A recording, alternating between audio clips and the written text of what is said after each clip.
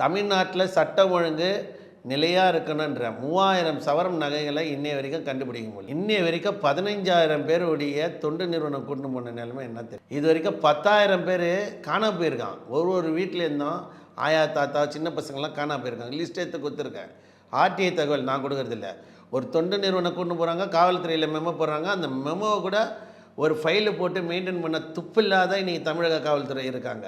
கேட்டால் என்கிட்ட லிஸ்ட் இல்லைன்றைய நீ எவங்கிட்ட கொடுத்த ஒரு ஆளை கடத்தின்னு போனால் நிர்வாணம் பண்ணி அடிக்கிறீங்க கிட்னாப்பிங் கேஸுக்கு.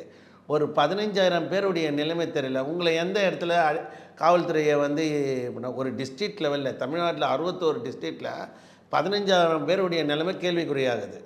அப்போ சட்டம் ஒழுங்குன்றது கல்லறையில் போகாத மாச்சரியில் இருக்குது. செத்து போயிடுச்சு. 60 வருட நம்பிக்கை. Anand banians and briefs.